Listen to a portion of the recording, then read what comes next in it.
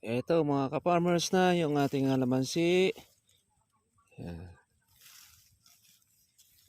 Good morning po mga ka-trivia at welcome po sa aking YouTube channel.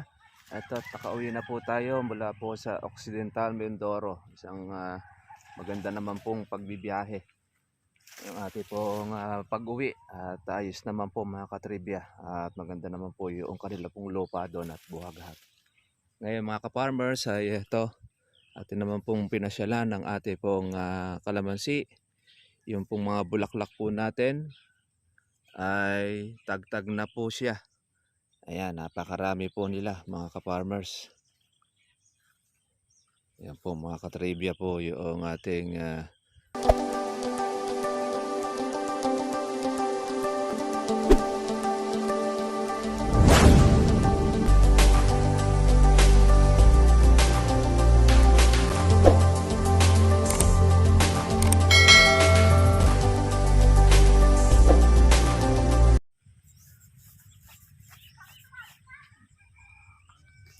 eto mga ka-farmers na yung ating alamansi. Ayan. Good morning po mga ka-trivia at welcome po sa aking YouTube channel. Eto, nakauwi na po tayo mula po sa Occidental Mindoro. Isang maganda naman pong pagbibiyahe. Yung ating pong pag-uwi at ayos naman po mga ka-trivia. At maganda naman po yung kanila pong lupa doon at buhaghag. Ngayon mga ka-farmers ay ito. Atin naman pong pinasyalan ng ating pong kalamansi. Yung pong mga bulaklak po natin ay tagtag na po siya. Ayan, napakarami po nila mga ka-farmers. Ayan po mga ka-trivia po yung ating kalamansi. Meron na rin po tayo mga ka-trivia po na halawin na. Pwede na po tayong pumitas na ng ating mga bunga. Ngayon mga ka-farmers, yan, maganda pong balita dahil tumitinag po ang presyo ng ating mga kalamansi.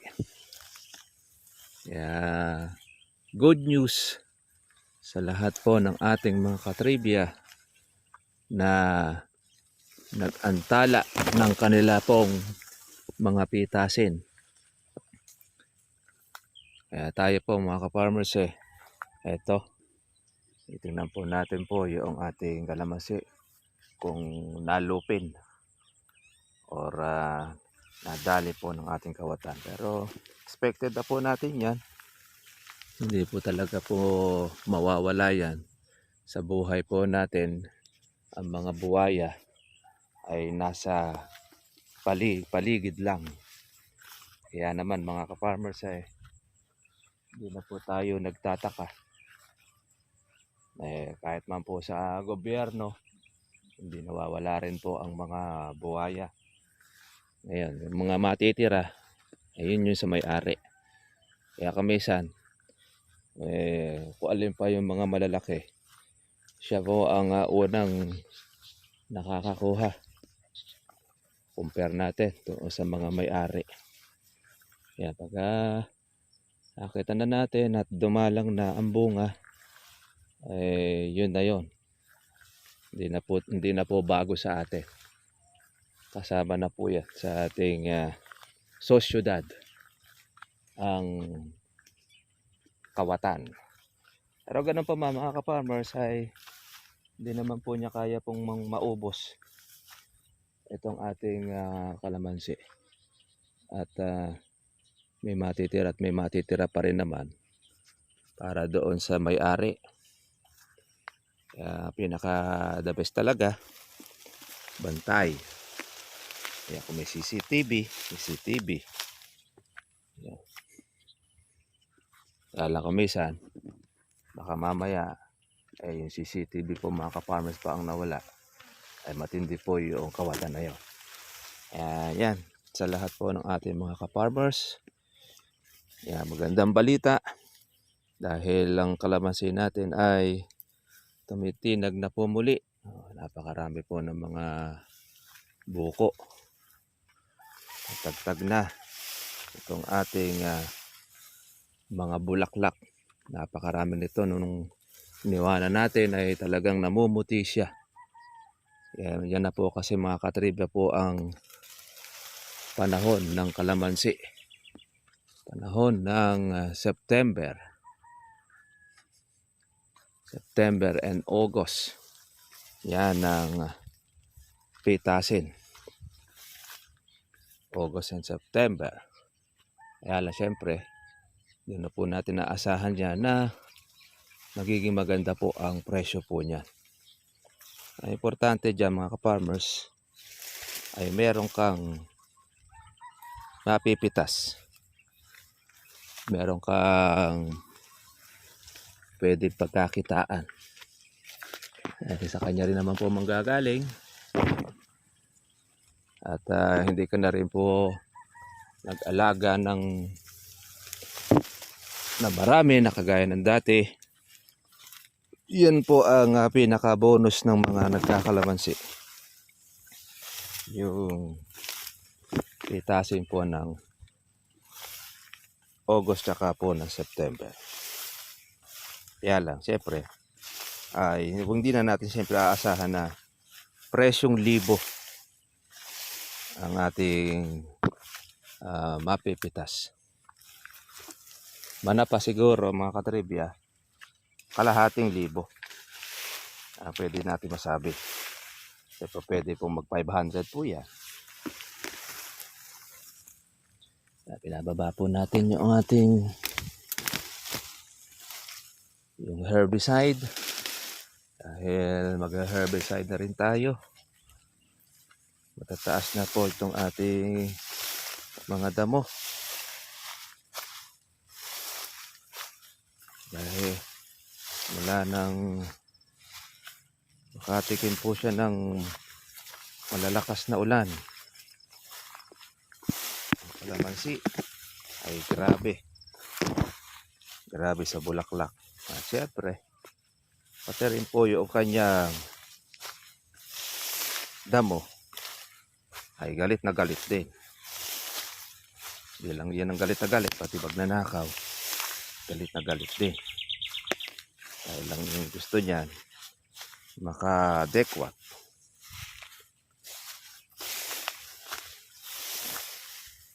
Pag i-spray natin, ganito ang ating sistema para hindi po tamaan yung ating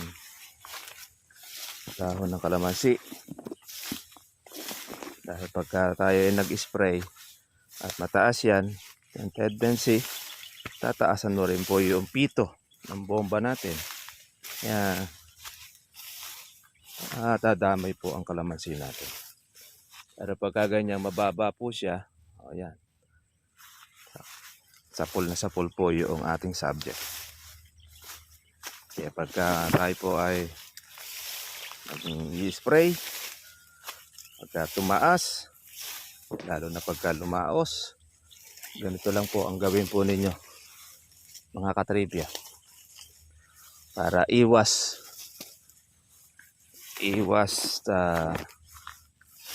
luto ng inyong dahon. Hindi po maapektuhan ang ating inaalagaan. Lalo na pagka iyan ay batang kalamansi.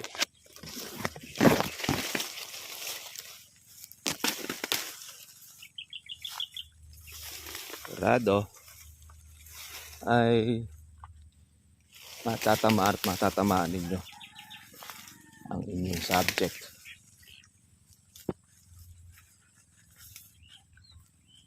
Sabihin na natin ng tatanggal po ng ating baging ng kalamansi.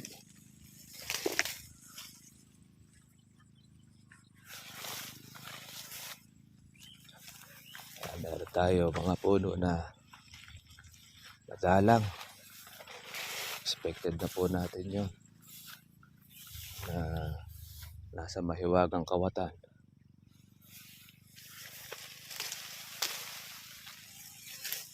Lalo na itong dulo na ito, madala sa mga katribya. Ito yung tinitira ng kawatan. Saka yung nasa gitna.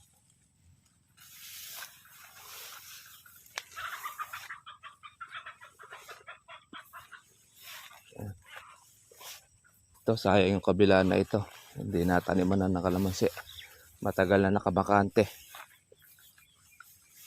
Bakante siya.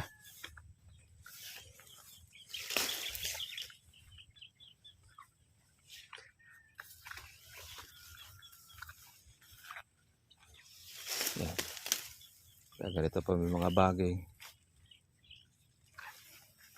Kailangan na natin siyang alisin para hindi siya magubat.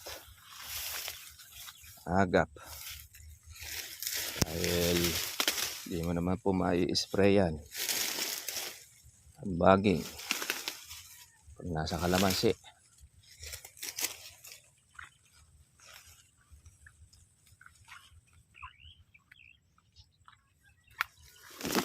Meron tayong paper tray.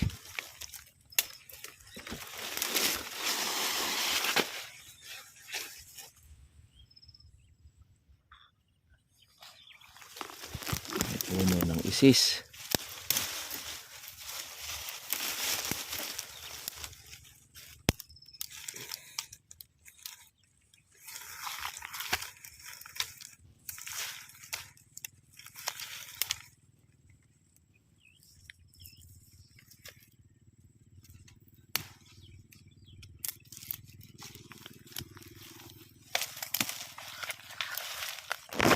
Ayun talaga. Bunot. Kaya lang matagal bunot eh. Hirap.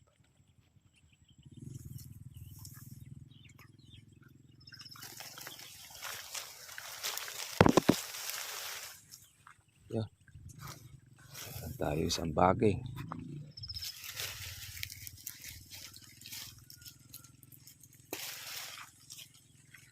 Ito yung malakas din mag-gubat.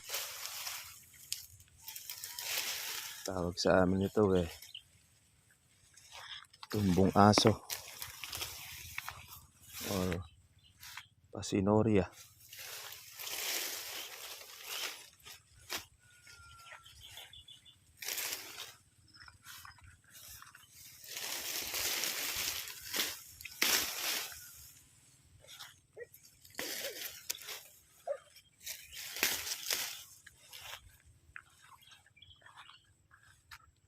Dalang na rito. Dalang na.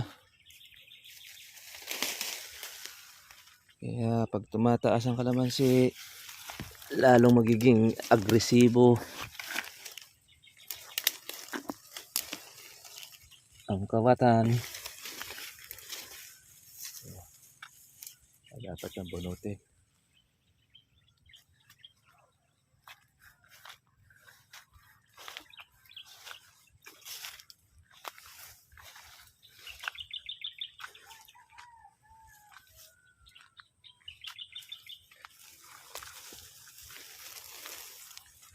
Kaya naman po mga kaparmas po ng ating kalamansi.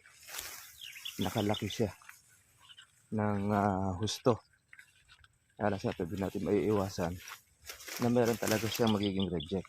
Pero ang gandahan naman yan, mataas naman po ang presyo ng ating reject. Kumpara natin doon sa parang bumaba.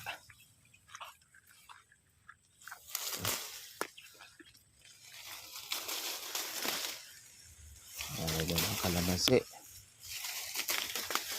Aalisan natin ang ganitong mga baging.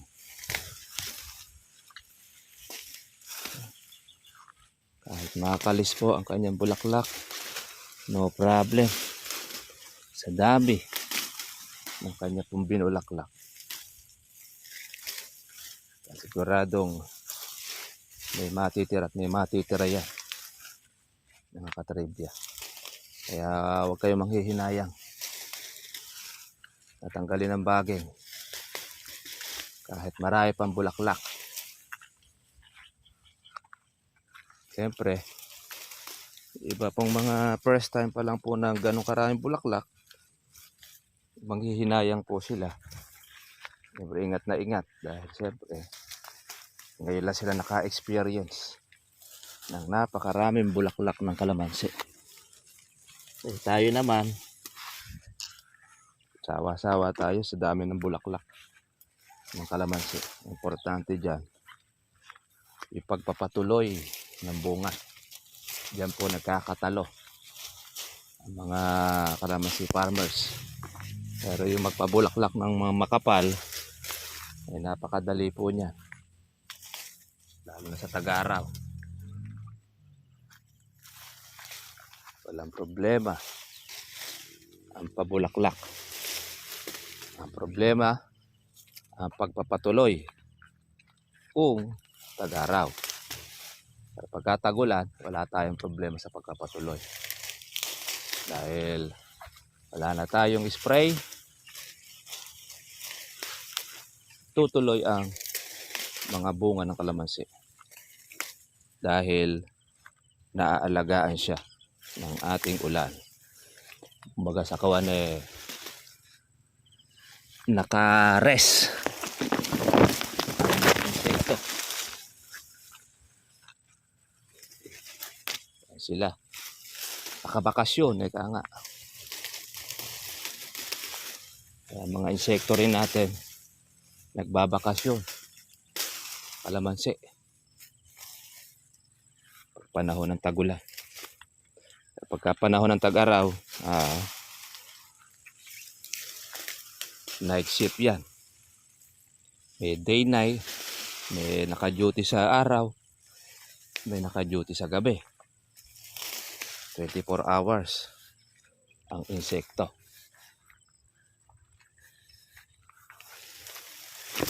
Tayo naman, i-spray natin siya para papaano ay maawat natin ang mga insekto. Dangan na kahit na ini-spray natin, nakakalusot at nakakalusot pa rin ang mga hinayupa. At ang pinakamatindi naming kalaban dito, mga katribya, ay yung insektong maitim ang ulo. Yan, matindi namin kalaban. Kung sumalaka yan, yung wala yung may-ari. Yung nakalingat ang may-ari. Tapos, magali pong mamili yun. Lahat ng mga pitasin. At misa kahit na hindi pa pitasin, tinitira niya. Nag-iiwan siya ng mga reject. Dilaw. Manong pati reject ay kunin na sana para hindi po nakakabwisit. Iiwanan pa ng mga Damocles. Ayan. Abanguhan pa rin. Naamoy po mga kaparmers po yung bango ng kalamansi.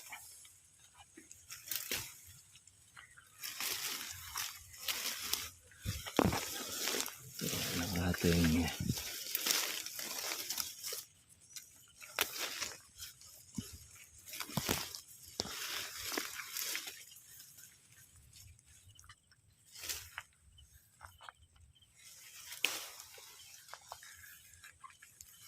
yung malaki ang uno baging, yan ang dapat na tanggal dahil tutubo pa yan.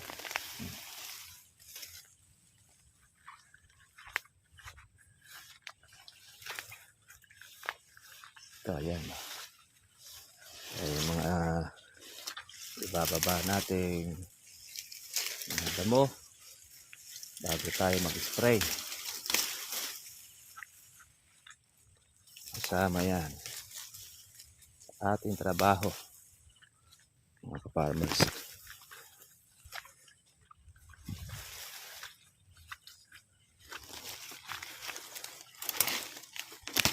Sitaw-sitawan.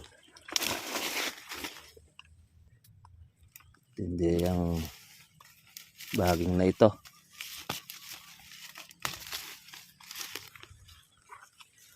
Makunat.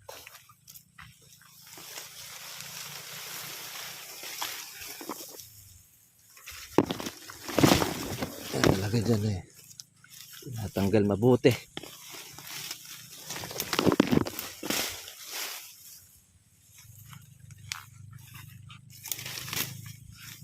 Kaya ng baguing bagingin, balutan ng ating kalamansi.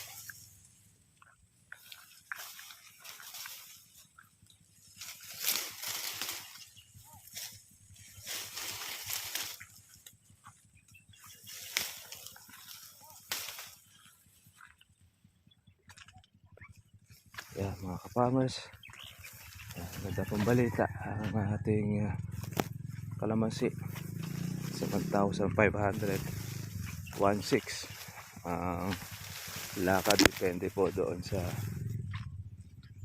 klase ng bunga. Pagka malalaki, lalo na kung mga zero siya, maganda ang presyo. Pero pagka maliliit, iba ang presyo. Yan po yung karaniwan. Importante dyan, meron kang mapipitas. Sige mga ka-farmers, kita na po tayo po bukas para update na lang po natin po muli ang presyo po ng ating kalamansi, lalo na doon po sa mga nag-aabang na meron pong pitasin. God bless po sa inyo lahat mga farmers, mga katribya. Bye bye.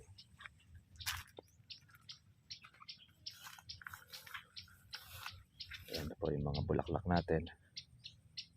Buko na siya, tagtag na. Dami. Ayan. Napakakapal niyan.